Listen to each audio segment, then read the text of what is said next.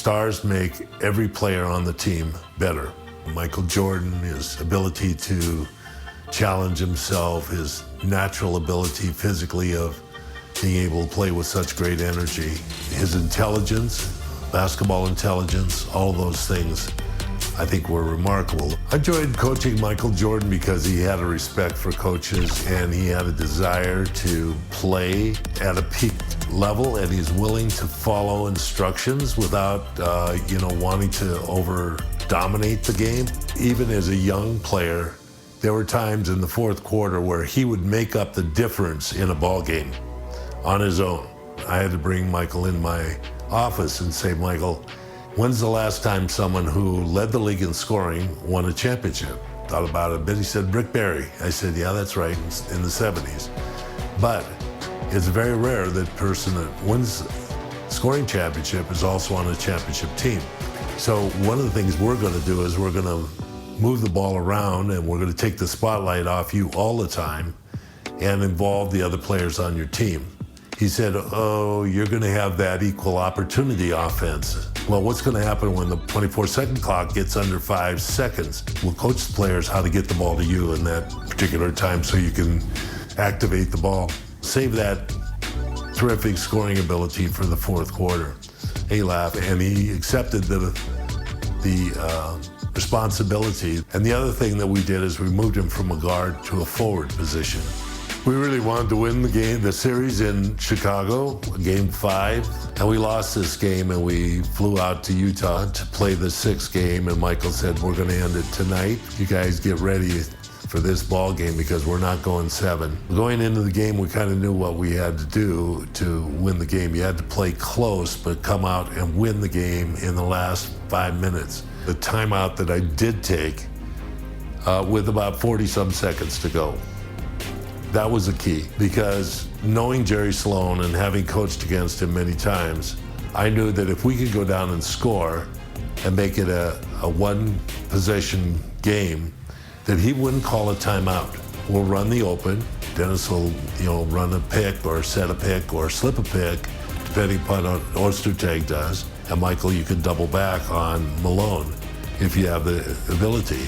You saw the crowd rise behind that whole activity. You could see the anticipation that they had that this was a crucial moment.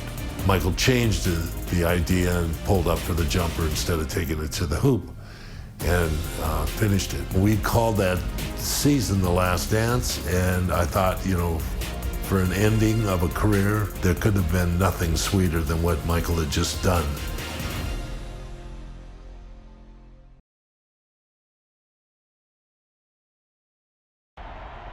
All right, fellas, let's get out of the box quickly.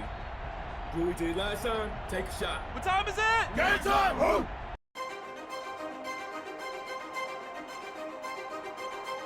Every great plot has its twist. Game 5 of the NBA Finals was no exception. In fact, it may have shifted the momentum in this series. Michael Jordan was hitting the back of the rim all night. Meanwhile, Karl Malone finally found his rhythm, 39 points. And he had help, most notably from an unlikely source, forward Antoine Carr. Called upon in the second half, Carr had 5 attempts from the field. He made all 5. Chicago couldn't close it out at home, so we're back in Utah for Game 6, coming up next.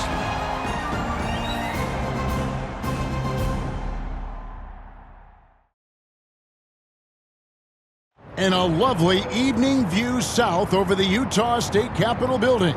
Here in Salt Lake City, Utah, our spectacular setting for tonight's game. For game number 6 of the NBA Finals with the Chicago Bulls and our Utah Jazz. And now, introducing the starting lineup for the Chicago Bulls. Wearing number 13, the starting center at 7'2" from New Mexico, Luke Longley.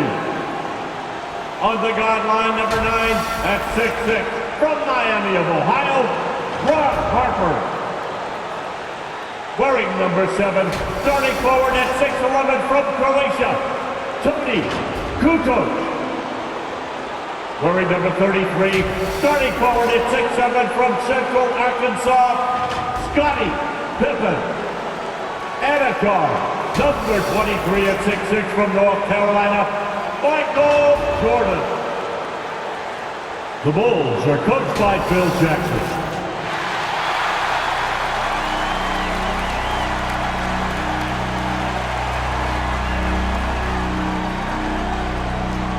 Starting forward, number 3 at 6'7" from Long Beach State, Brian Russell.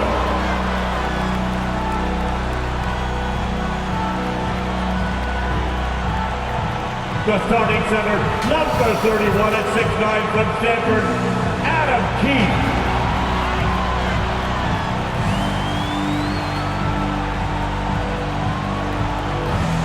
At guard, number 14 at 6'4" from Iowa State, Jeff Hornacek.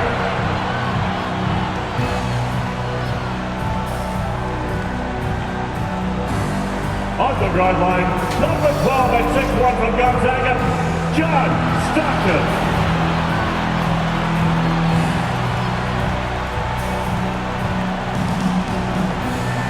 Starting at forward, number 32 at 6'9" from Louisiana Tech, the mailman, Karl Malone.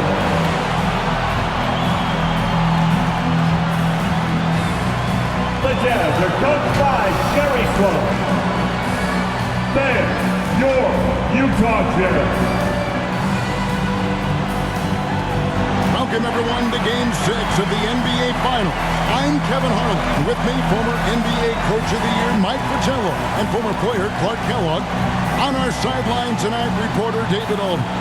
Mike, the only reason this series was extended to Game 6 is because of Utah's adjustments in Game 5.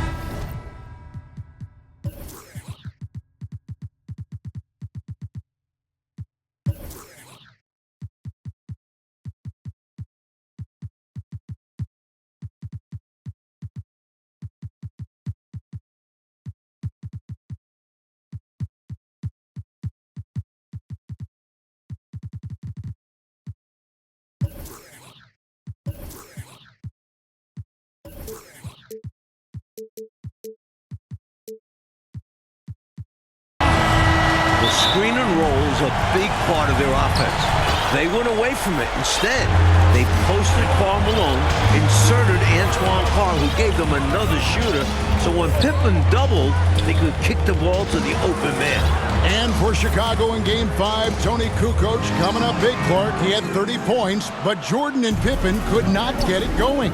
That's why we always talk about the importance of the team. It's rare that either guy, Pippen or Jordan, is off his game, let alone both of them at the same time. Jordan just couldn't find the range, and Pippen was ineffective against Hornacek in the low post. It was so surprising. But Hornacek did a great job. Yeah.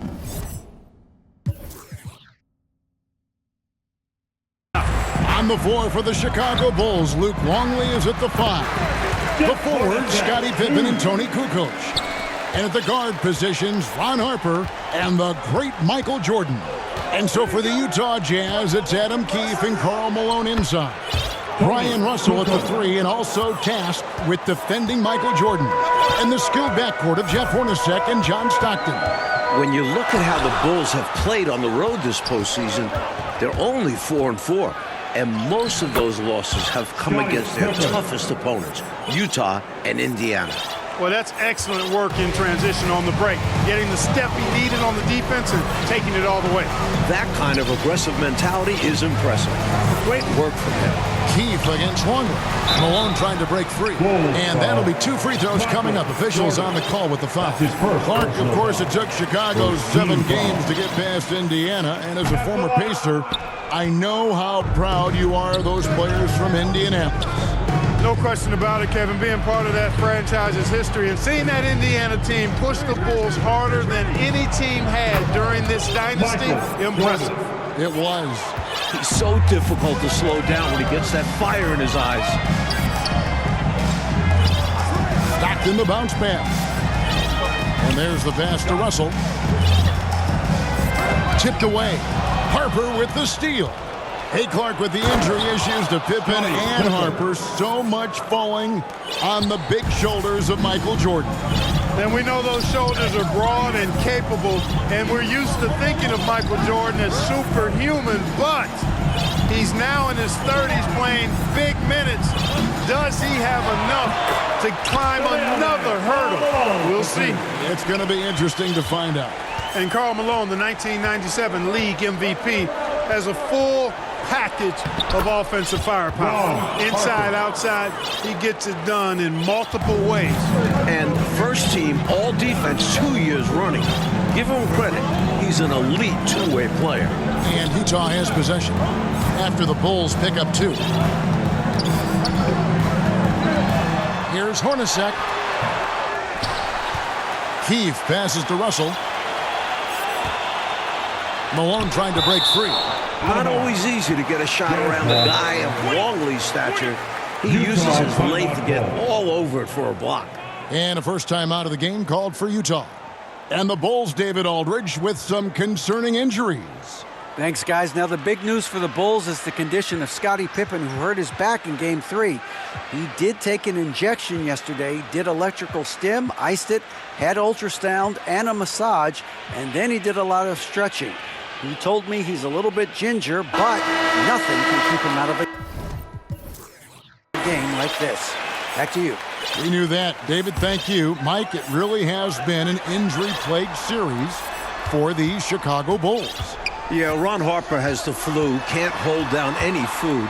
Plus, the Bulls have been without a couple other key players. Monumental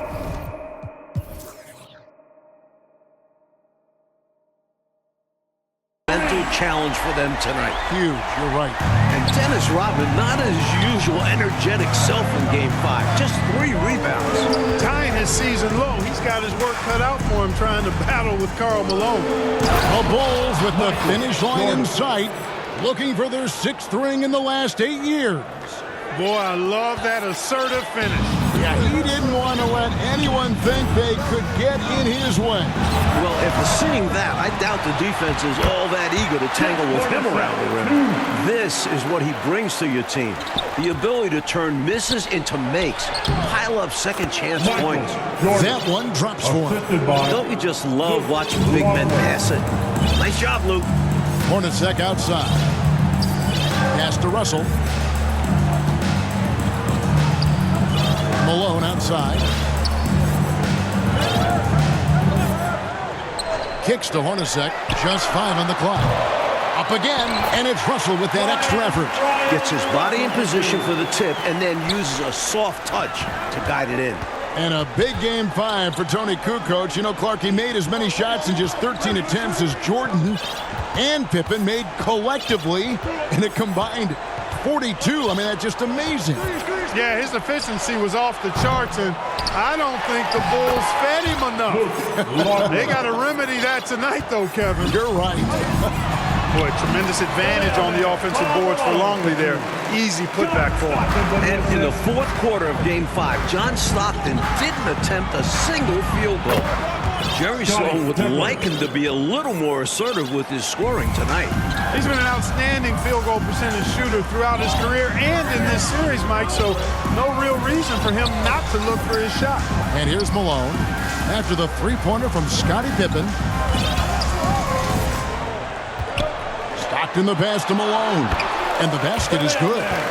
Malone's got his 3rd bucket of the night. Stockton loves finding the open teammate. Does it again here. Jordan inside. He's guarded by Russell. And Jordan gets it to go. The points coming in bunches here. Where's the D? Some great scorers on both sides. It's just that type of a game so far. And the Jazz call time here. And coach spots something that he doesn't like. He'll most likely mix things up from here. And good coaches are always willing to change up a game plan. Not a bad timeout. The Jazz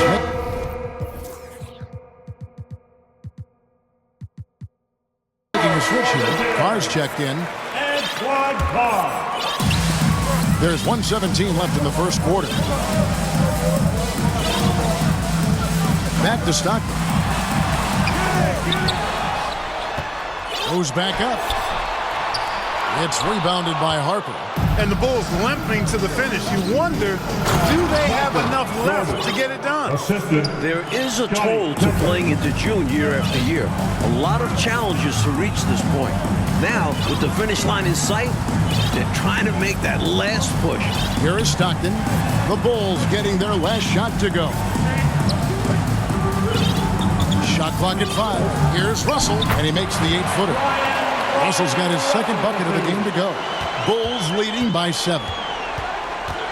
It's Jordan with the drive. You would think they were really feeling good in warm-ups because they started this game hot out of the gates. And their shot selection has been excellent. Great patience shown by them. Harper with the steal. The shot and game clock separated by 4. And he hits it and gets hacked on the play. A 3-point possibility if he can convert the free throw. Boy, Pippen gets the bucket and is going to shoot the and one. Excellent concentration there. Morris is checked in for the Jazz. Isley comes in for John Stockton. Here's Isley. He's guarded by Harper. Kicks it out to Hornacek.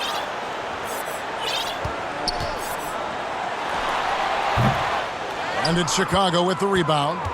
Well, we've seen him make this shot often with no defensive coverage. He's got to be kicking himself he didn't make that one. And so it's the Chicago Bulls enjoying a 12-point lead as they talk things over during the break. They've been putting on a clinic in the paint. Shots are falling with regularity, and they are pounding it down low. Don't go anywhere.